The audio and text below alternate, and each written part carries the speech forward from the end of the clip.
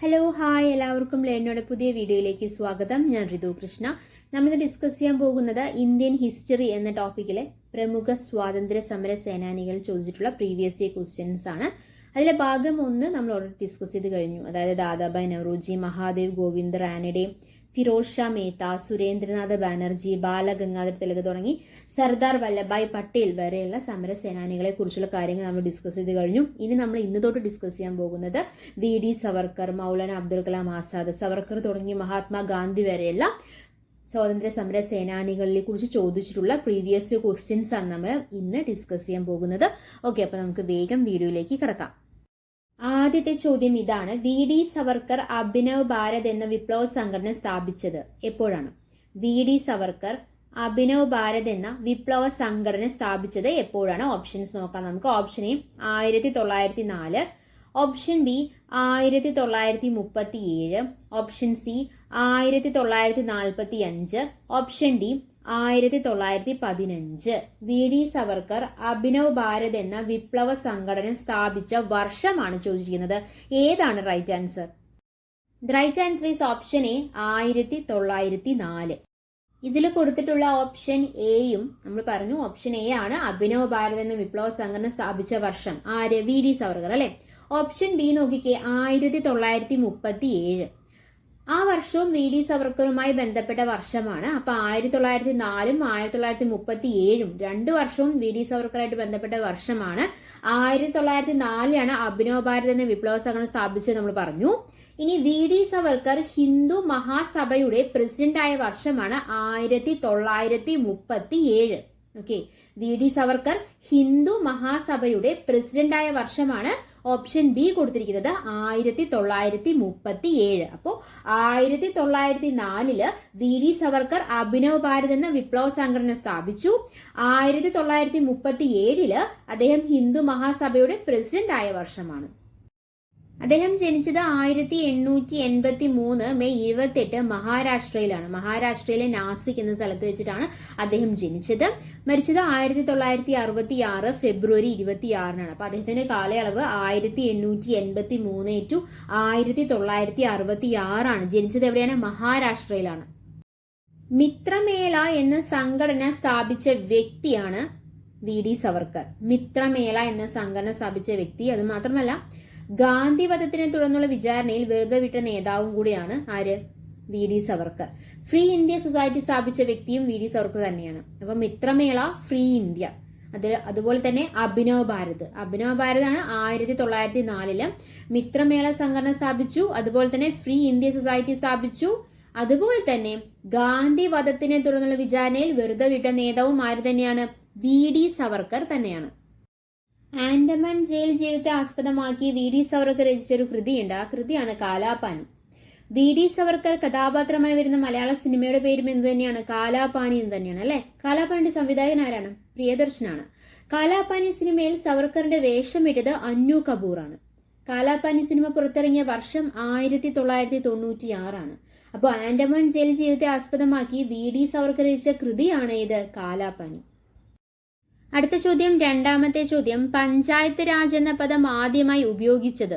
പഞ്ചായത്ത് രാജ് എന്ന പദം ആദ്യമായി ഉപയോഗിച്ചത് ആരാണെന്നാണ് ചോദ്യം. ഓപ്ഷൻസ് നോക്കാം നമുക്ക്. Option A Jawaharlal Nehru, option B V D. Savarkar, option C B R. Ambedkar, option D Gandhiji.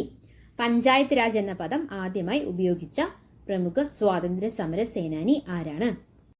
Right answer is option A Jawaharlal Nehru. Panchayat raj എന്ന പദം ആദ്യമേ ഉപയോഗിച്ചത് ആരാണ്? ജവഹർലാൽ നെഹ്റു ആണ്. അദ്ദേഹം ജനിച്ചത് എന്നാണ്? 1889 നവംബർ 14 അല്ലെ. ജന്മസ്ഥലം അലഹബാദ് ആണ്. പിതാവ് ആരാണ്? മോത്തിലാൽ നെഹ്റു.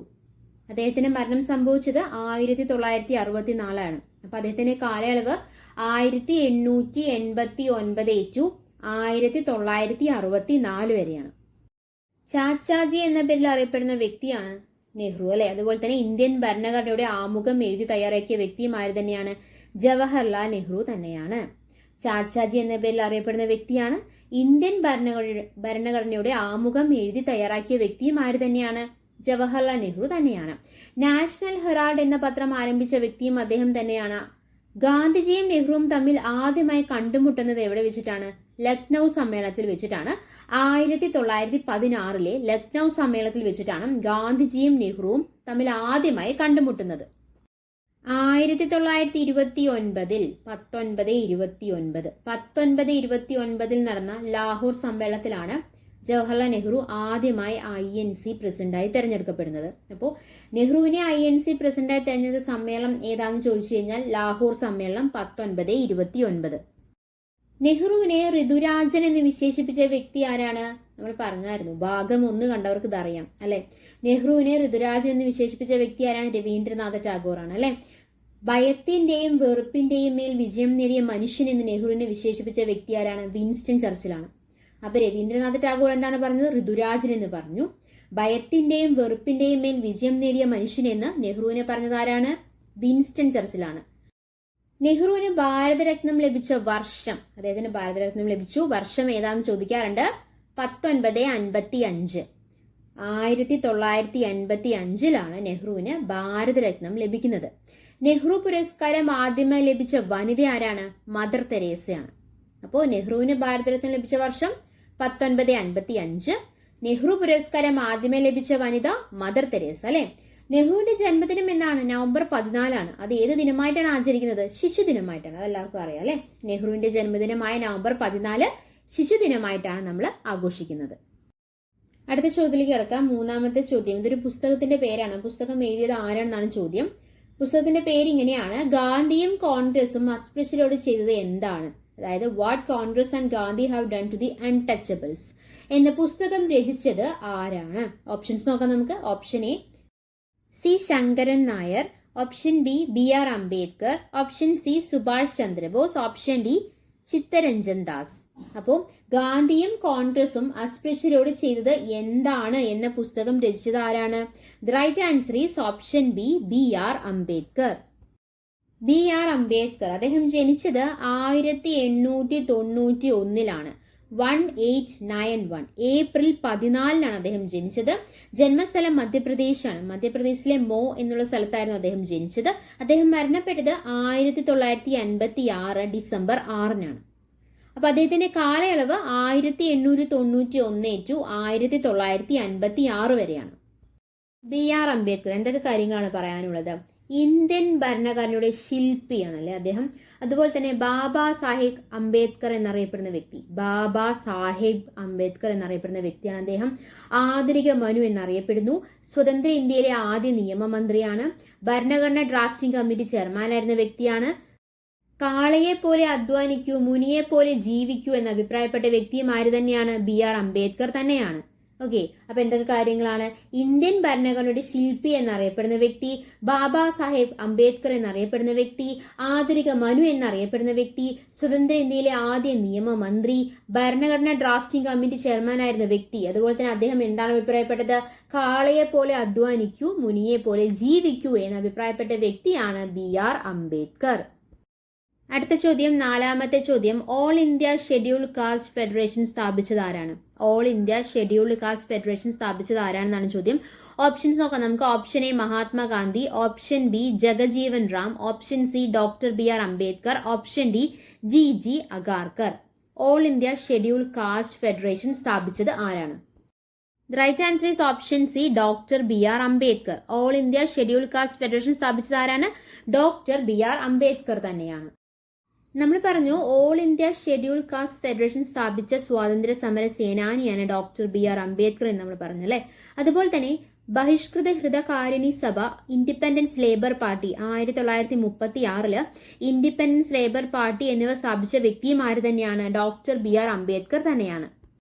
അംബേദ്കർ ഇന്ത്യൻ ഭരണഘടനയുടെ ഹൃദയവും ആത്മാവും എന്ന് വിശേഷിപ്പിച്ചത് അനുച്ഛേദം 32 3 വട്ടം വെച്ച സമ്മേളനങ്ങളിൽ പങ്കെടുത്ത ദേശീയ നേതാവാണ് അംബേദ്കർ. അംബേദ്കറുടെ മരണശേഷം പ്രസിദ്ധീകരിച്ച ഒരു പുസ്തകമുണ്ട്, അതാണ് ബുദ്ധ ആൻഡ് ഹിസ് ധർമ്മ. അംബേദ്കർ ജയന്തിയായി ആചരിക്കുന്ന ദിവസം ഏതാണ്? ഏപ്രിൽ 14 അല്ലെ. മഹാപരിനിർവാൺ ദിവസമായി ആചരിക്കുന്നത് ഡിസംബർ 6. മരണാനന്തര ബഹുമതിയായി അംബേദ്കറിന് ഭാരതരത്നം ലഭിച്ച വർഷം 1990. അംബേദ്കറുടെ അന്ത്യവിശ്രമ സ്ഥലം ചൈത്യഭൂമിയാണ്. അംബേദ്കറുടെ പ്രധാന കൃതികൾ ഏതൊക്കെയാണ്? Pakistan or partition of India, caste in India, annihilation of caste, waiting for a visa, Buddha or Karl Marx. Okay, ഇതൊക്കെയാണ് അംബേദ്കറുടെ പ്രധാന കൃതികൾ. അംബേദ്കറിനെ ആദരിച്ച് നാണയം പുറത്തിറക്കിയ വർഷം 2015 ഡിസംബർ 6-നാണ്. ബാബാ സാഹേബ് അംബേദ്കർ എന്ന ചിത്രം സംവിധാനം ചെയ്തത് ആരാണ്? ജബ്ബാർ പട്ടേലാണ്. അതിൽ മമ്മൂട്ടിയാണ് അംബേദ്കറിന്റെ വേഷം ചെയ്തിട്ടുള്ളത്. അടുത്ത ചോദ്യം, 5-ാമത്തെ ചോദ്യം, സുഭാഷ് ചന്ദ്രബോസിനെ രാജ്യസ്നേഹികളുടെ രാജകുമാരൻ എന്ന് വിശേഷിപ്പിച്ച വ്യക്തി ആരാണ്? സുഭാഷ് ചന്ദ്രബോസിനെ രാജ്യസ്നേഹികളുടെ രാജകുമാരൻ എന്ന് വിശേഷിപ്പിച്ച വ്യക്തി ആരാണ്? ഓപ്ഷൻസ് നോക്കാം. Option A Gandhiji, option B Tagore, option C CR Das, option D Jawaharlal Nehru. Subhash ചന്ദ്രബോസിനെ രാജ്യസ്നേഹികളുടെ രാജകുമാരൻ എന്ന് വിശേഷിപ്പിച്ച സ്വാതന്ത്ര്യ സമര സേനാനി അല്ലെങ്കിൽ വ്യക്തി ആരാണ്? The right answer is option A, Gandhiji. Subhash ചന്ദ്രബോസിനെ രാജ്യസ്നേഹികളുടെ രാജകുമാരൻ എന്ന് വിശേഷിപ്പിച്ചത് ഗാന്ധിജിയാണ്. ഓപ്ഷൻ ബി നോക്കിക്കേ, ടാഗോർ ഉണ്ട്. ഓപ്ഷൻ സി CR ദാസ് ഉണ്ട്. ടാഗോർ ദേശ് നായക് എന്ന് സുഭാഷ് ചന്ദ്രബോസിനെ വിശേഷിപ്പിക്കുകയുണ്ടായി. ദേശ് നായക്. അപ്പൊ സുഭാഷ് ചന്ദ്രബോസിനെ രാജ്യസ്നേഹികളുടെ രാജകുമാരൻ എന്ന് വിശേഷിപ്പിച്ചത് ഗാന്ധിജിയാണെങ്കിൽ ദേശ് നായക് എന്ന് സുഭാഷ് ചന്ദ്രബോസിനെ വിശേഷിപ്പിച്ചത് ആരാണ്? ടാഗോർ ആണ്. സുഭാഷ് ചന്ദ്രബോസിനെ രാഷ്ട്രീയ ഗുരു, സുഭാഷ് ചന്ദ്രബോസിന്റെ രാഷ്ട്രീയ ഗുരു ആണ് ആര്? CR ദാസ്. ഓപ്ഷൻ സി ആയിട്ടുള്ള CR ദാസ് ആണ് സുഭാഷ് ചന്ദ്രബോസിന്റെ രാഷ്ട്രീയ ഗുരു. ഇനി ഓപ്ഷൻ ഡി നോക്കിക്കേ, ആരാണ്? ജവഹർലാൽ നെഹ്റു ആണ് അല്ലെ. 1928 ഇൻഡിപെൻഡൻസ് ഓഫ് ഇന്ത്യ ലീഗ് എന്ന സമിതി രൂപീകരിച്ചത് സുഭാഷ് ചന്ദ്രബോസ് ആണ്. സുഭാഷ് ചന്ദ്രബോസിന്റെ കൂടെ കൂടിയത് ആരാണ്? ജവഹർലാൽ നെഹ്റുവും കൂടിയിട്ടാണ്. അപ്പോൾ സുഭാഷ് ചന്ദ്രബോസും ജവഹർലാൽ നെഹ്റുവും കൂടിയിട്ടാണ് 1928 ഇൻഡിപെൻഡൻസ് ഓഫ് ഇന്ത്യ ലീഗ് എന്ന സമിതി രൂപീകരിച്ചത്. അപ്പൊ എന്തൊക്കെ കാര്യങ്ങളാണ് പറഞ്ഞത്? സുഭാഷ് ചന്ദ്രബോസിനെ രാജ്യസ്നേഹികളുടെ രാജകുമാരൻ എന്ന് വിളിച്ചത് ഗാന്ധിജിയാണ്. ദേശ് നായക് എന്ന് വിശേഷിപ്പിച്ചത് ടാഗോർ ആണ്. സുഭാഷ് ചന്ദ്രബോസിന്റെ രാഷ്ട്രീയ ഗുരു ആരാണ്? CR ദാസ് ആണ്. 1928 ഇൻഡിപെൻഡൻസ് ഓഫ് ഇന്ത്യ ലീഗ് എന്ന സമിതി രൂപീകരിച്ചപ്പോൾ സുഭാഷ് ചന്ദ്രബോസിനൊപ്പം നിന്നത് ആരാണ്? ജവഹർലാൽ നെഹ്റു ആണ് അല്ലെ. നേതാജി എന്ന പേരിൽ അറിയപ്പെട്ടിരുന്ന വ്യക്തിയാണ് സുഭാഷ് ചന്ദ്രബോസ്. ഗാന്ധിജിയെ ഇന്ത്യയുടെ രാഷ്ട്രപിതാവ് എന്ന് ആദ്യം വിശേഷിപ്പിച്ച വ്യക്തിയും അദ്ദേഹം തന്നെയാണ്. INCയുടെ ആദ്യത്തെ തെരഞ്ഞെടുക്കപ്പെട്ട പ്രസിഡന്റാണ് സുഭാഷ് ചന്ദ്രബോസ്. ദണ്ഡിയാത്രയെ നെപ്പോളിയന്റെ എൽബയിൽ നിന്ന് പാരീസിലേക്കുള്ള യാത്രയോട് താരതമ്യം ചെയ്ത വ്യക്തിയും അദ്ദേഹം തന്നെയാണ്. ദണ്ഡിയാത്രയെ നെപ്പോളിയന്റെ എൽബയിൽ നിന്ന് പാരീസിലേക്കുള്ള യാത്രയോട് താരതമ്യം ചെയ്ത വ്യക്തിയും ആര് തന്നെയാണ്? സുഭാഷ് ചന്ദ്രബോസ് തന്നെയാണ്. നിസ്സഹകരണ പ്രസ്ഥാനം പിൻവലിച്ച ഗാന്ധിജിയുടെ നടപടിയെ ദേശീയ ദുരന്തം എന്ന് വിശേഷിപ്പിച്ച വ്യക്തിയാണ് അദ്ദേഹം. അപ്പൊ എന്തൊക്കെ കാര്യങ്ങളാണ് പറഞ്ഞത്? നേതാജി എന്ന പേരിൽ അറിയപ്പെടുന്ന വ്യക്തിയാണ്. ഗാന്ധിജിയെ ഇന്ത്യയുടെ രാഷ്ട്രപിതാവ് എന്ന് ആദ്യം വിശേഷിപ്പിച്ച വ്യക്തി ആരാണ്? സുഭാഷ് ചന്ദ്രബോസ് ആണ് അല്ലെ.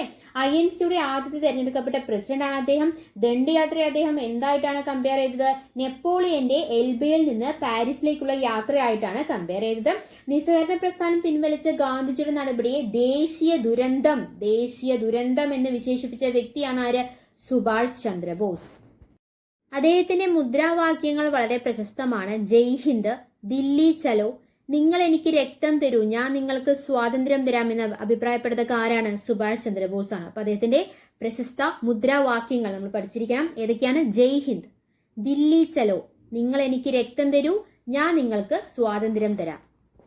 അടുത്ത ചോദ്യം, 6-ാമത്തെ ചോദ്യം, ഭഗത് സിംഗ് ഉപയോഗിച്ചിരുന്ന തൂലിക നാമം എന്താണ്? ഭഗത് സിംഗ് ഉപയോഗിച്ചിരുന്ന തൂലിക നാമം. ഓപ്ഷൻസ് നോക്കാം. Option A Vidrohi, option B Balwant, option C Ranjit, option D ഇവയെല്ലാം. അപ്പൊ ഏതാണ് റൈറ്റ് ആൻസർ? നമ്മൾ വളരെ ശ്രദ്ധിച്ച് എഴുതുന്ന ഒരു കാര്യമാണ്. ഭഗത് സിംഗ് ഉപയോഗിച്ചിരുന്ന തൂലിക നാമം. ഓപ്ഷൻ എ നോക്കിക്കേ, വിദ്രാഹി അദ്ദേഹം ഉപയോഗിച്ചിരുന്ന തൂലിക നാമം തന്നെയാണ്. ബാൽവന്ത് അതും അദ്ദേഹം ഉപയോഗിച്ചിരുന്ന ഒരു തൂലിക നാമം തന്നെയാണ്. ഓപ്ഷൻ സി രഞ്ജിത്ത് അതും ഭഗത് സിംഗ് ഉപയോഗിച്ചിരുന്ന ഒരു തൂലിക നാമം തന്നെയാണ്. അപ്പോൾ so the right answer is option D ഇവയെല്ലാം. വിദ്രാഹി, ബൽവന്ത്, രഞ്ജിത്ത് ഭഗത് സിംഗ് ഉപയോഗിച്ചിരുന്ന തൂലിക നാമങ്ങളാണ് ഏതൊക്കെ? വിദ്രാഹി, ബൽവന്ത്, രഞ്ജിത്ത്. ഭഗത് സിംഗ് രക്തസാക്ഷികളുടെ രാജകുമാരൻ എന്നറിയപ്പെടുന്ന വ്യക്തിയാണ് ഭഗത് സിംഗ്. ഷഹീദ് ഇ അസം എന്ന പേരിൽ അറിയപ്പെടുന്ന വ്യക്തി, ഷഹീദ് ഇ അസം എന്ന പേരിൽ അറിയപ്പെടുന്ന വ്യക്തിയാണ് ആര്? ഭഗത് സിംഗ്. ഇൻകുലാബ് സിന്ദാബാദ് എന്ന മുദ്രാവാക്യം ആദ്യമായി മുഴക്കിയ വ്യക്തിയും ആര് തന്നെയാണ്? ഭഗത് സിംഗ് തന്നെയാണ്. അപ്പോൾ രക്തസാക്ഷികളുടെ രാജകുമാരൻ, ഷഹീദ് അസം, ഇൻകുലാബ് സിന്ദാബാദ് എന്ന മുദ്രാവാക്യം ആദ്യമായി മുഴക്കിയ വ്യക്തിയും ആര് തന്നെയാണ്? ഭഗത് സിംഗ് തന്നെയാണ്. ഭഗത് സിംഗിനെ കുറിച്ച് പറയുകയാണെങ്കിൽ ലാലാ ലജ്പത് റായുടെ കൊലപാതകങ്ങളിൽ പ്രതിഷേധിച്ച് പോലീസ് അസിസ്റ്റന്റ് സൂപ്രണ്ടായിരുന്ന ജോൺ പി സാൻഡേഴ്സിനെ വധിച്ച വ്യക്തിയാണ് ഭഗത് സിംഗ്. ഭഗത് സിംഗ് ഹിന്ദുസ്ഥാൻ സോഷ്യലിസ്റ്റ് റിപ്പബ്ലിക് അസോസിയേഷനിലെ അംഗമായിരുന്നു. അദ്ദേഹം ലാഹോറിൽ ഒരു മാസിക ആരംഭിക്കുകയുണ്ടായി. ആ മാസികയുടെ പേര് ചോദിക്കാറുണ്ട്, കോംറേഡ്സ് എന്നാണ്. ഭഗത് സിംഗിന്റെ പ്രശസ്തമായ ഒരു രചന നമുക്ക് നോക്കാം. അവർ ചിലപ്പോൾ എന്നെ വധിച്ചേക്കാം, എന്നാൽ ഒരിക്കലും എന്റെ ആശയങ്ങളെ നശിപ്പിക്കാനാകില്ല എന്ന് പറഞ്ഞത് ആരാണ്? ഭഗത് സിംഗ് ആണ്. അദ്ദേഹം ഉപയോഗിച്ചിരുന്ന തൂലികാ നാമങ്ങൾ എന്തൊക്കെയാണ്? വിദ്രാഹി, ബൽവന്ത്, രഞ്ജിത്ത് തുടങ്ങിയവയാണ് അല്ലെ. ഭഗത് സിംഗിനെ വധശിക്ഷയ്ക്ക് വിധിച്ചത് ഏത് കേസിലാണ്? ലാഹോർ ഗൂഢാലോചന കേസിലാണ്. ഭഗത് സിംഗ്, രാജ്ഗുരു, സുഖദേവ് എന്നിവരെയാണ് തൂക്കിലേറ്റിയത്. തൂക്കിലേറ്റിയ വർഷം 1931 മാർച്ച് 23 തൂക്കിലേറ്റിയ ജയിൽ ലാഹോർ ആണ്. ഭഗത് സിംഗിന്റെ സ്മാരകം സ്ഥിതി ചെയ്യുന്നതും എവിടെയാണ്? ലാഹോറിൽ തന്നെയാണ്. ഭഗത് സിംഗ് യുവാക്കൾക്കിടയിൽ ഒരു പുത്തൻ ഉണർവിന്റെ അടയാളമായി മാറിയെന്ന് അഭിപ്രായപ്പെട്ട വ്യക്തിയാണ് സുഭാഷ് ചന്ദ്രബോസ്. അപ്പോൾ എന്തൊക്കെ കാര്യങ്ങളാണ് പറഞ്ഞത്? ഭഗത് സിംഗ് അല്ലെ ആരെയാണ് വധിച്ചത്? പോലീസ് അസിസ്റ്റന്റ് സൂപ്രണ്ട് ആയിരുന്ന ജോൺ പി സാൻഡേഴ്സിനെ വധിച്ചു. എന്തായിരുന്നു കാരണം? ലാല ലജ്പത് റായുടെ കൊലപാതകത്തിൽ പ്രതിഷേധിച്ചിട്ടാണ് പോലീസ് അസിസ്റ്റന്റ് സൂപ്രണ്ട് ആയിരുന്ന ജോൺ പി സാൻഡേഴ്സിനെ ഭഗത് സിംഗ് വധിക്കുകയുണ്ടായത്. ഭഗത് സിംഗ് ലാഹോറിൽ ഒരു മാസിക ആരംഭിച്ചു. ആ മാസികയുടെ പേരെന്താണ്? കോംറേഡ്സ് എന്നാണ്. അദ്ദേഹത്തിന്റെ പ്രശസ്തമായ രചന ഏതാണ്? അവർ ചിലപ്പോൾ എന്നെ വധിച്ചേക്കാം, എന്നാൽ ഒരിക്കലും എന്റെ ആശയങ്ങളെ നശിപ്പിക്കാനാകില്ല എന്ന് പറഞ്ഞത് ഭഗത് സിംഗ് ആണ്. ഭഗത് സിംഗിനെ വധശിക്ഷയ്ക്ക് വിധിച്ചത് ഏത് കേസിലാണ്? ലാഹോർ ഗൂഢാലോചന കേസിലാണ്. ആരെയൊക്കെയാണ് 1931 മാർച്ച് 23 തൂക്കിലേറ്റിയത്? ഭഗത് സിംഗ്, രാജ്ഗുരു, സുഖദേവ് അല്ലെ. ഭഗത് സിംഗിനെ തൂക്കിലേറ്റിയ ജയിൽ ലാഹോർ ആണ്. ലാഹോറിൽ തന്നെയാണ് ഭഗത് സിംഗിന്റെ സ്മാരകവും സ്ഥിതി ചെയ്യുന്നത്. അടുത്ത ചോദ്യം, 7ാമത്തെ ചോദ്യം, സോഷ്യലിസ്റ്റ് എന്ന കമ്മ്യൂണിസ്റ്റ് ജേണൽ പ്രസിദ്ധീകരിച്ച വ്യക്തി ആരാണ്? സോഷ്യലിസ്റ്റ് എന്ന കമ്മ്യൂണിസ്റ്റ് ജേണൽ പ്രസിദ്ധീകരിച്ച വ്യക്തി ആരാണ്? ഓപ്ഷൻസ് നോക്കാം നമുക്ക്. Option A S A Dange, option B Ajay Ghosh, option C N Roy, option D ഇവരാരുമല്ല. സോഷ്യലിസ്റ്റ് എന്ന കമ്മ്യൂണിസ്റ്റ് ജേണൽ പ്രസിദ്ധീകരിച്ച വ്യക്തി. The right answer is option A, S A Dange. Socialist എന്ന കമ്മ്യൂണിസ്റ്റ് ജേണൽ പ്രസിദ്ധീകരിച്ച വ്യക്തി ആരാണ്? എസ് എ ഡാംഗെ ആണ്. അടുത്ത ചോദ്യം, 8ാമത്തെ ചോദ്യം, ഇന്ത്യൻ വിപ്ലവങ്ങളുടെ മാതാവ് എന്നറിയപ്പെടുന്ന വ്യക്തി. ഇന്ത്യൻ വിപ്ലവങ്ങളുടെ മാതാവ്. ഓപ്ഷൻസ് നോക്കാം. Option A Annie Besant, option B madam Bhikaji Cama, option C Sarojini Naidu, option D ഇവരാരുമല്ല. ഇന്ത്യൻ വിപ്ലവങ്ങളുടെ മാതാവ്. The right answer is option B, madam Bhikaji Cama. Indian വിപ്ലവങ്ങളുടെ മാതാവ് ആരാണ്? മാഡം ബിഗാജി ഗാമ. ഇന്ത്യൻ വിപ്ലവങ്ങളുടെ മാതാവ് മാത്രമല്ല, ഇന്ത്യയുടെ മകൾ എന്നറിയപ്പെടുന്ന വ്യക്തിയും കൂടിയാണ് ബിഗാജി ഗാമ. ജർമ്മനിയിലെ സ്റ്റഡ്ഗഡിൽ നടന്ന സോഷ്യലിസ്റ്റ് കോൺഗ്രസിൽ പങ്കെടുക്കുകയും ഒരു ഇന്ത്യൻ പതാക ആദ്യമായി ഉയർത്തുകയും ചെയ്ത വ്യക്തിയാണ് ആര്? മാഡം ബിഗാജി ഗാമ. അത് ഏത് വർഷമാണ്? 1907 വിദേശത്ത് ഒരു ഇന്ത്യൻ പതാക ഉയർത്തിയ ആദ്യ വ്യക്തിയായി ആര് മാറിയിട്ടുണ്ട്? ബിഗാജി ഗാമ മാറിയിട്ടുണ്ട്. പാരീസിൽ നിന്നും മാഡം ഗാമ പുറത്തിറക്കിയ ഒരു മാസികയുണ്ട്. ആ മാസികയുടെ പേര് വളരെ പ്രസിദ്ധമാണ്. ആ മാസികയുടെ പേരാണ് വന്ദേ മാതരം. അടുത്ത ചോദ്യം, 9ാമത്തെ ചോദ്യം, ഗാന്ധി ഓൺ നോൺ വയലൻസ് എന്ന കൃതി എഴുതിയത് ആരാണ്? ഗാന്ധി ഓൺ നോൺ വയലൻസ് എന്ന കൃതി എഴുതിയത് ആരാണ്? ഓപ്ഷൻസ് നോക്കാം നമുക്ക്. Option A John Ruskin, option B Joseph Lelyveld, option C Louis Fischer, option D Thomas Merton. Gandhi on non violence എന്ന കൃതി എഴുതിയത് ആരാണ്? The right answer is option D Thomas Merton. ഇനി ഓപ്ഷൻ എ നോക്കിക്കേ, ജോൺ റസ്കിൻ. ഗാന്ധിജിയെ സ്വാധീനിച്ച unto the last എന്ന കൃതി എഴുതിയതാണ് John Ruskin. Unto the last എന്ന കൃതി എഴുതിയതാരാണ്? ജോൺ റസ്കിൻ ആണ്. Option A. ഇനി നോക്കിക്കേ, ഓപ്ഷൻ ബി നോക്കിക്കേ, ജോസഫ് ലെലിവൈൽഡ് അല്ലെ. Great soul Mahatma Gandhi and his struggle with India എന്ന പുസ്തകം രചിച്ചതാണ് Joseph ലെലിവൈൽഡ്. Great soul Mahatma Gandhi and his struggle with India. ഇനി option C Louis Fisher. The life of Mahatma Gandhi എന്ന കൃതി എഴുതിയതാണ് ലൂയിസ് ഫിഷർ. അപ്പോൾ ഗാന്ധി ഓൺ നോൺ വയലൻസ് എഴുതിയത് Thomas Merton, the life of Mahatma Gandhi എഴുതിയത് Louis Fischer, great soul Mahatma Gandhi and his struggle with India എന്ന പുസ്തകം രചിച്ചത് ജോസഫ് ലെലിവൈൽഡ്. ഗാന്ധിജിയെ സ്വാധീനിച്ച അൺ ടു ദ ലാസ്റ്റ് എന്ന കൃതി രചിച്ചത് ആരാണ്? ജോൺ റസ്കിൻ ആണ് അല്ലെ. ഇനി അടുത്തത് day to day with Gandhi എന്ന കൃതി. ആ കൃതി രചിച്ചത് ആരാണ്? മഹാദേവ് ദേശായി ആണ്. അപ്പോൾ ഗാന്ധിജിയായിട്ടുള്ള റിലേറ്റ് ചെയ്യപ്പെട്ട കൃതികളാണ് അവിടെ കൊടുത്തിരിക്കുന്നത്. ഏതൊക്കെയാ? Gandhi on non violence, the life of Mahatma Gandhi, great soul Mahatma Gandhi and his struggle with India, and to the last, day to day with Gandhi എന്ന കൃതികൾ അല്ലെ. അപ്പൊ ഇതൊക്കെ എഴുതിയത് ആരാണ് നമ്മൾ പറഞ്ഞു? ഗാന്ധി ഓൺ നോൺ വയലൻസ് ചെയ്തത് തോമസ് മെർട്ടൺ ആണ്. The life of Mahatma Gandhi the Luis Fisher ആണ്. Great soul Mahatma Gandhi and his struggle with India എന്ന പുസ്തകം രചിച്ചത് ജോസഫ് ലെലിവേൽഡ് ആണ്. അൺ ടു ദ ലാസ്റ്റ് എന്ന പുസ്തകമാണ് ഗാന്ധിജി ഏറെ സ്വാധീനിച്ചത്. ആ കൃതി രചിച്ചത് ആരാണ്? ജോൺ റസ്കിൻ ആണ്. Day to day with Gandhi എന്ന കൃതി രചിച്ചത് ആരാണ്? മഹാദേവ് ദേശായി ആണ്. അടുത്ത ചോദ്യം, 10ാമത്തെ ചോദ്യം, ഗാന്ധിജി ആദ്യമായി കേരളം സന്ദർശിച്ച വർഷം. ഗാന്ധിജി ആദ്യമായി കേരളം സന്ദർശിച്ച വർഷം എന്നാണെന്നാണ് ചോദ്യം. ഓപ്ഷൻസ് നോക്കാം നമുക്ക്. Option A 1920, option B 1925, option C 1934, option D 1937. ആദ്യമായി കേരളം സന്ദർശിച്ച വർഷം എന്നാണ്? The right answer is option A 1920. 1920 August 18-നാണ് Gandhiji ആദ്യമായി കേരളം സന്ദർശിച്ചത്. രണ്ടാം സന്ദർശനം നടന്ന വർഷം 1925, നാലാം സന്ദർശനം 1934, അഞ്ചാം സന്ദർശനം 1937 ആണ്. അപ്പൊ മൂന്നാം സന്ദർശനം എവിടെ പോയി? മൂന്നാം സന്ദർശനം 1927. അപ്പൊ 20, 25, 27, 34, 37 എന്നീ വർഷങ്ങളിലാണ്. ഏതൊക്കെയാണ്? 20, 25, 27, 34, 37. ആദ്യ സന്ദർശനം 1920, രണ്ടാം സന്ദർശനം 1925, മൂന്നാം സന്ദർശനം 1927, നാലാം സന്ദർശനം 1934, അഞ്ചാം സന്ദർശനം 1937. ഓക്കെ, ഗാന്ധിജിയുടെ കേരള സന്ദർശനം വളരെ ഇമ്പോർട്ടൻ്റ് ആയിട്ടുള്ള ഒരു ടോപ്പിക്കാണ്. നമ്മൾ 1920, 25, 27, 34, 37 എന്നീ വർഷങ്ങളെ കുറിച്ച് പറഞ്ഞല്ലേ. അതിൽ ആദ്യ സന്ദർശനം നടന്നത് 1920-ലാണ് അല്ലെ.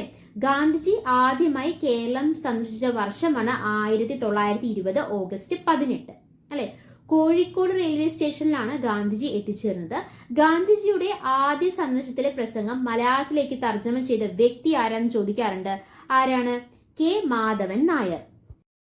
ഇനി ഗാന്ധിജിയുടെ രണ്ടാം സന്ദർശനത്തെ കുറിച്ച് പറയുകയാണെങ്കിൽ, ഗാന്ധിജി രണ്ടാമതായി കേരളം സന്ദർശിച്ച വർഷമാണ് 1925 മാർച്ച് 8. വൈക്കം സത്യാഗ്രഹവുമായി ബന്ധപ്പെട്ടിട്ടാണ് അദ്ദേഹം രണ്ടാം കേരള സന്ദർശനം നടത്തുകയുണ്ടായത്. ഗാന്ധിജി ശ്രീനാരായണ ഗുരുവിനെ സന്ദർശിച്ച വർഷവും 1925 തന്നെയാണ്. രണ്ടാം സന്ദർശനത്തിലാണ് ഗാന്ധിജിയും ശ്രീനാരായണ ഗുരുവും തമ്മിൽ കണ്ടുമുട്ടുന്നത്. ഓക്കെ, അപ്പോൾ ഒന്നാം സന്ദർശനം നമ്മൾ പറഞ്ഞു, രണ്ടാം സന്ദർശനം പറഞ്ഞു. ഇനി നമ്മൾ മൂന്നാം സന്ദർശനത്തിൽ കടക്കുകയാണ് 1927 അല്ലെ. ഓക്കെ, അപ്പൊ മൂന്നാം സന്ദർശനം നടന്ന വർഷം, ഗാന്ധിജിയുടെ കേരള സന്ദർശനത്തിലെ മൂന്നാം സന്ദർശനം നടന്ന വർഷം ഏതാണ്? 1927 ഒക്ടോബർ 9. തൃശ്ശൂരിലെ വിവേകോദയം വിദ്യാലയം സന്ദർശിച്ചതും ഖാദിയുടെ പ്രചാരണത്തിൽ പങ്കെടുത്തതും അദ്ദേഹത്തിന്റെ മൂന്നാമത് കേരള സന്ദർശനത്തിലാണ്. മൂന്നാം കേരള സന്ദർശനത്തിൽ ഗാന്ധിജി വള്ളത്തോൾ നാരായണ മേനോനെയാണ് കണ്ടുമുട്ടിയത്. അപ്പൊ നമ്മൾ ആദ്യ സന്ദർശനത്തിൽ കണ്ടുമുട്ടലെ കുറിച്ചുള്ളൊന്നും പറഞ്ഞില്ല. രണ്ടാം സന്ദർശനത്തിൽ നമ്മൾ പറഞ്ഞു ശ്രീനാരായണ ഗുരുവിനെ കണ്ടുമുട്ടി എന്ന് പറഞ്ഞല്ലേ. മൂന്നാം സന്ദർശനത്തിലോ വള്ളത്തോൾ നാരായണ മേനോനെ കണ്ടുമുട്ടിയത് മൂന്നാം സന്ദർശനത്തിലാണ് 1927 ഒക്ടോബർ 9. ഇനി അടുത്തത് നാലാം സന്ദർശനം അല്ലെ. 1934 നടന്ന നാലാം സന്ദർശനം 1934 ജനുവരി 10 ഹരിജൻ ധനസമാഹരണത്തിനായി ഗാന്ധിജി നാലാമതായി കേരളം സന്ദർശിച്ച വർഷമാണ് 1934. ഹരിജന ഫണ്ടിലേക്കായി വടകരയിൽ വെച്ച് തന്റെ സ്വർണ്ണാഭരണങ്ങൾ അഴിച്ചു നൽകിയ ഒരു പ്രശസ്ത വനിതയുണ്ട്. ആ വനിതയുടെ പേരാണ് കൗമുദി ടീച്ചർ. ഗാന്ധിജി അവസാനമായി കേരളം സന്ദർശിച്ചത് ഏത് വർഷമാണ്? 1937 ജനുവരി 12 അല്ലെ. ക്ഷേത്ര പ്രവേശന വിളംബരവുമായി ബന്ധപ്പെട്ടായിരുന്നു ഗാന്ധിജിയുടെ അവസാനത്തെ കേരള സന്ദർശനം. ക്ഷേത്ര പ്രവേശന വിളംബരം നടത്തിയ തിരുവിതാംകൂർ രാജാവ് ആരാണ്? ശ്രീ ചിത്ര തിരുനാൾ ബാലരാമവർമ്മയാണ്. ഗാന്ധിജി തന്റെ അവസാന കേരള സന്ദർശനത്തിൽ വെങ്ങാനൂരിൽ വെച്ച് അയ്യങ്കാളിയെയാണ് കണ്ടുമുട്ടിയത്. അയ്യങ്കാളിയെ പുലയ രാജ എന്ന് വിശേഷിപ്പിച്ചത് ആരാണ്? ഗാന്ധിജിയാണ്. അപ്പോൾ ആദ്യ സന്ദർശനത്തിൽ കണ്ടുമുട്ടലെ കുറിച്ച് ഒന്നും നമ്മൾ പറഞ്ഞിട്ടില്ല. രണ്ടാം സന്ദർശനത്തിൽ ആരെ കണ്ടുമുട്ടി? ശ്രീനാരായണ ഗുരുവിനെ കണ്ടുമുട്ടി അല്ലെ. മൂന്നാം സന്ദർശനത്തിലോ വള്ളത്തോൾ നാരായണ മേനോനെ കണ്ടുമുട്ടി അല്ലെ. അഞ്ചാം സന്ദർശനത്തിൽ ആരെയാണ് കണ്ടുമുട്ടിയത്? അയ്യങ്കാളിയെ കണ്ടുമുട്ടി. എവിടെ വെച്ചിട്ടാണ്? വെങ്ങാനൂരിൽ വെച്ചിട്ട് അല്ലെ. അയ്യങ്കാളിയെ പുലയരാജ എന്ന് വിശേഷിപ്പിച്ചത് ആരാണ്? മഹാത്മാഗാന്ധിയാണ് അല്ലെ. ഇനി അടുത്തത് കുറച്ച് ഇമ്പോർട്ടൻ്റ് ആയിട്ടുള്ള കാര്യങ്ങളാണ്. ബീഹാർ ഗാന്ധി എന്നറിയപ്പെടുന്ന വ്യക്തി ആരാണ്? ഡോക്ടർ രാജേന്ദ്ര പ്രസാദ് ആണ് ബീഹാർ ഗാന്ധി. ഡൽഹി ഗാന്ധി സി കൃഷ്ണൻ നായർ. അപ്പൊ ബീഹാർ ഗാന്ധി ഡോക്ടർ രാജേന്ദ്ര പ്രസാദ്, ഡൽഹി ഗാന്ധി സി കൃഷ്ണൻ നായർ, ബർദോളി ഗാന്ധി സർദാർ വല്ലഭായ് പട്ടേൽ. ബർദോളി ഗാന്ധി ആരാണ്? സർദാർ വല്ലഭായ് പട്ടേലാണ്. കേരള ഗാന്ധി ആരാണ്? കെ കേളപ്പൻ. കേരള ഗാന്ധി കെ കേളപ്പൻ. മാഹി ഗാന്ധിയോ? I K Kumaran master. അതിർത്തി ഗാന്ധി ഖാൻ അബ്ദുൾ ഗാഫർ ഖാൻ. Bihar Gandhi doctor Rajendra Prasad, Delhi Gandhi C Krishnan Nair. ഇപ്പൊ തന്നെ പഠിച്ചിട്ട് പോവാ. ബീഹാർ ഗാന്ധി ഡോക്ടർ രാജേന്ദ്ര പ്രസാദ്, ഡൽഹി ഗാന്ധി സി കൃഷ്ണൻ നായർ അല്ലെ.